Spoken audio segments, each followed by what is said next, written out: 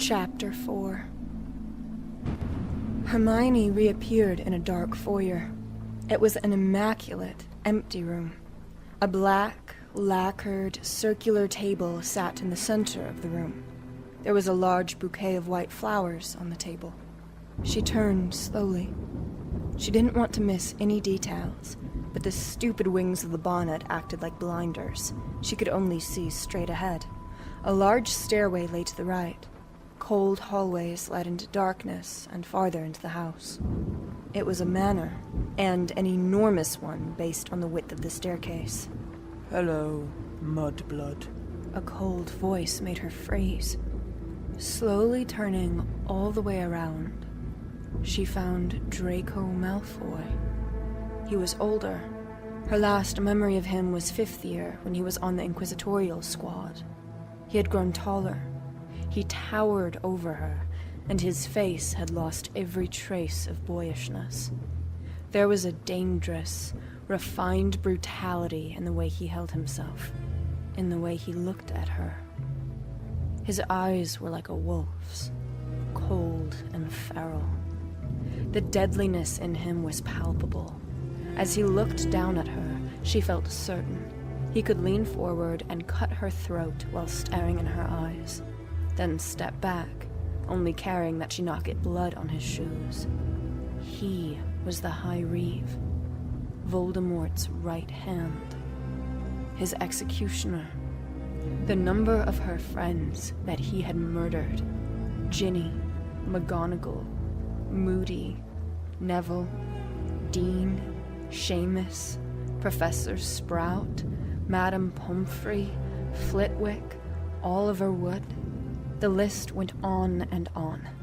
Aside from those who had been tortured to death immediately after the final battle, every person that she knew to be dead following the war, the High Reeve had killed them. The girls had whispered to her during the first few nights, telling her about the world of horror she had missed while locked under Hogwarts. She hadn't thought he could be someone she knew, someone so young. Terror welled up inside her. She wasn't sure what to do to handle the shock. Before she could react, or even process the realization, his eyes locked into hers, and he abruptly slammed his way into her mind. The force almost made her black out. His mental intrusion was like a blade, driving straight into her memories. He sliced through the fragile barrier that she tried to erect with the shreds of internal magic she could summon. He drilled into her blocked memories. It was like having a nail driven into her head. The precision and the unrelenting force. He wouldn't stop trying to break through. It felt almost worse than the Cruciatus curse. It lasted longer than the torture curse could have without driving the recipient insane. When he finally stopped, she found herself lying on the ground. Malfoy was standing over her, staring down at her as she shuddered from the trauma of his intrusion. So, you really have forgotten everything, he said as he appraised her. What is it you think of protecting that brain of yours? You lost the war. She couldn't answer. She had no answer. Oh well, he said, straightening his robe slightly. The Dark Lord was kind enough to send you to me.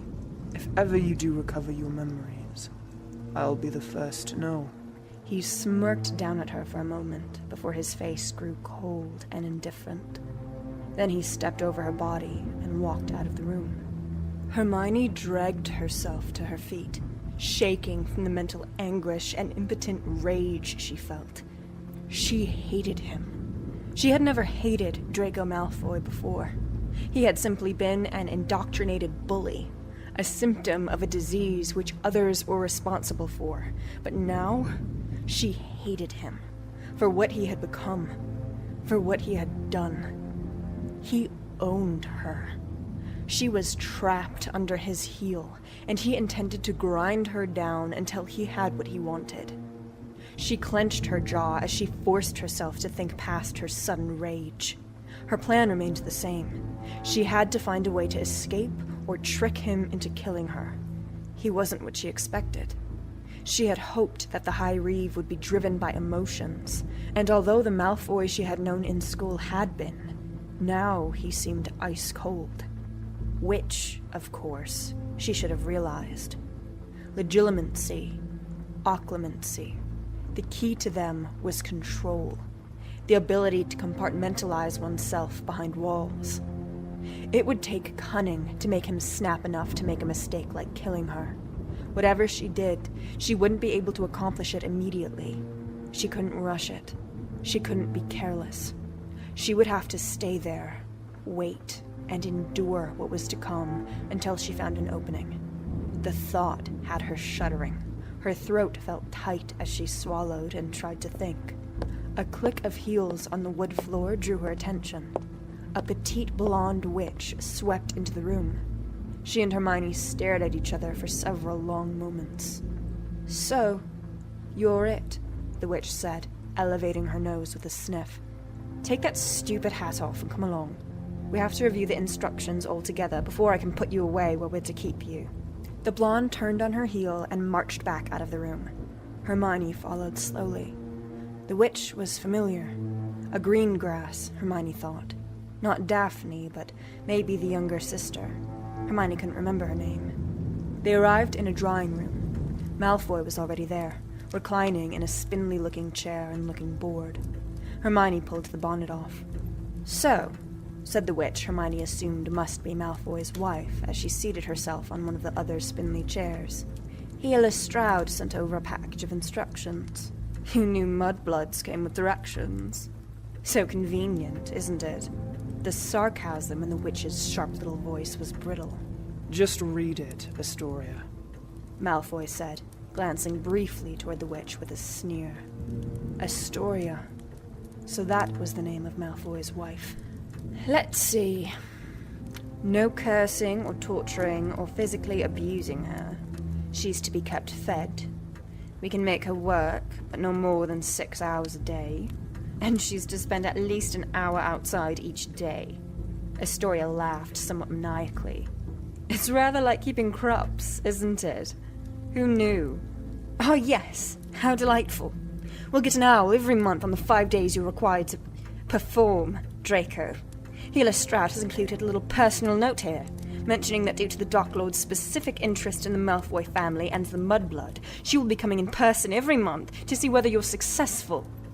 Astoria looked so nearly hysterical that Hermione was surprised she hadn't started screaming and smashing a chair. "Listen to this. I'm allowed to watch. You know, to make sure everything is entirely clinical between you and the Mudblood." Astoria turned shockingly pale. Her blue eyes looked almost deranged. Her hands were shaking, and she crumpled up the papers in her hands and smacked them down on the tea table. "I will not," she said, her voice razor-edged and vibrating. "I will not. If you object, you can drag me in front of the Dark Lord himself before you avada me. I will not watch." She did scream the last bit. "Do what you wish. Just shut up," Malfoy said, his tone vicious as he stood up and strode from the room. Hermione stood frozen near the wall. Astoria sat shaking in her chair for several minutes before she spoke to Hermione. "My mother bred crops. Pretty little things. Such fun to see it now done with wizards." Hermione said nothing. She just stood by the wall, trying not to move, willing her fingers not to spasm. "I am pretending to be a tree," she thought faintly to herself. Finally, Astoria stood up. "I'll show you to your room. You can do whatever you want, but I don't want to see you. I understand that those bracelets you have keep you from any trouble." They went down a long hallway, and then through a narrow, partly concealed door that led to a winding servants' stairway. After ascending 3 floors, they re-entered into a larger, main hallway of the house. They were in a different wing. The windows were all heavily draped. It was cold and shrouded, the furniture all covered with white dust sheets. "This wing is unoccupied," Astoria said, as though it weren't obvious. "We have more servants than we need. Stay here and out of sight unless you're called for. The portraits will keep an eye on you." Astoria pushed open a door. Hermione walked in. It was a large bedroom. A canopied bed sat in the center, and a single wing-backed chair near the window. A large wardrobe sat against one wall. There was no rug. A portrait hung on the wall. No books. Everything was cold and bare. "If you need anything, call a house elf," Astoria said, before pulling the door shut. Hermione listened to her retreating footsteps. Being suddenly left unsupervised without being in a cell felt disorienting. The sudden change simultaneously thrilling and terrifying, as though she'd suddenly jumped off a cliff. She dropped her bonnet on the floor next to the door and walked over to a window. The cold, wintry countryside stretched out as far as she could see. As she took it in, she considered the situation. Malfoy and Astoria clearly disliked each other. It was hardly surprising. As if pure-blood arranged marriages weren't already dysfunctional enough, having them arranged by Voldemort for the sole purpose of reproduction had to have smothered any potential spark, especially after they failed to reproduce. Astoria did not seem particularly afraid of Malfoy, so presumably he wasn't so short-tempered as to be violent to her. She seemed largely resentful of and indifferent to him. He did not appear to be an attentive husband by any stretch of the imagination. His regard for Astoria seemed to be along the lines of finding her to be a pest he was obliged to endure. Whatever Astoria may feel about her husband or marriage, Hermione's presence as a surrogate clearly stung. She seemed determined to ignore Hermione's existence inasmuch as she possibly could. Hermione had no objection. The fewer players she had to worry about, the better. If she had to worry about fending off or appeasing Astoria, it would be an additional challenge. If Astoria were attentive to her husband, it would make escaping or finding a way to manipulate Malfoy far more challenging. If Astoria was primarily preoccupied by pretending Hermione didn't exist, it was the easiest scenario. Hermione would keep out of sight, in the shadows, as much as she could, until there was an opportunity to act.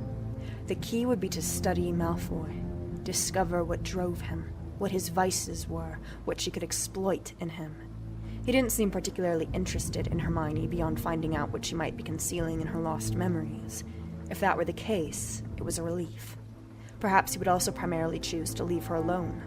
She was sure that if he wished to, he could come up with any number of ways to torture her without risking her fertility.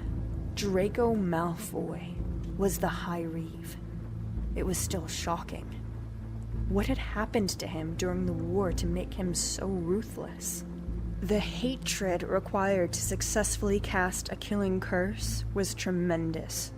To inflict instant death tore something out of you. Most dark wizards and witches could only manage it occasionally. That was part of why there were so many other curses used to kill. Sadism factored into it, but the truth was that no other curse was irreversible and unstoppable the way the killing curse was. The power necessary to utilize something so final was, well, there was really nothing to compare it to. Voldemort's ability to cast it repeatedly and unfailingly was part of the reason he inspired such terror. The High Reeve's reputation for using the curse was already equally legendary. It had vaulted him into the highest rank of the Death Eaters. And it was Malfoy. She would have to move carefully.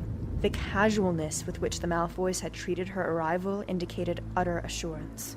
Leaving her in the foyer, showing her through the house, putting her into an unoccupied wing. Hermione was certain there were no easy ways to escape.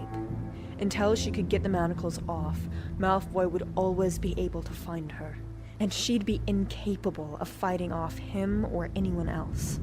She sighed, and her breath made a small circle of condensation on the cold glass of the window pane.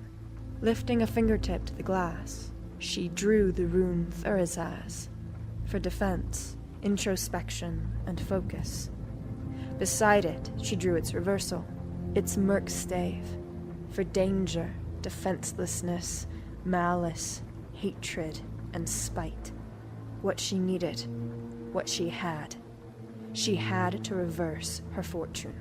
She watched the runes fade away from the glass as the condensation evaporated back into the room. None of the girls had heard any whispers about the resistance still existing. Aside from Hermione, all of the Order members who survived the final battle were known to be dead. their deaths publicly witnessed, their corpses hung up to ensure there was no room for secret hopes. The resistance had crumbled upon Harry's death. Voldemort appeared to have been careful about ensuring that the Order of the Phoenix had no spark with which to resurrect itself. As the war had dragged on over the years, he had grown more cautious and less certain about its infallibility than he had been during Hermione's years in Hogwarts. Voldemort was thorough. That was troubling. If he had elevated Malfoy to High Reeve, it probably meant that Malfoy was also thorough, not someone inclined to make mistakes or errors in judgment. Maybe there was still a resistance somewhere. The women at Hogwarts had only known what the guards told them. There might still be some factions working against Voldemort. If Hermione escaped, maybe she could find them and eventually give them whatever secret she was hiding. Since she was in the High Reeve's house, perhaps if she were clever, she'd be able to glean useful information. If she kept acting pliant and cooperative, broken. If they thought she was truly broken, they might eventually become careless around her. She would be waiting for it. She was very good at waiting.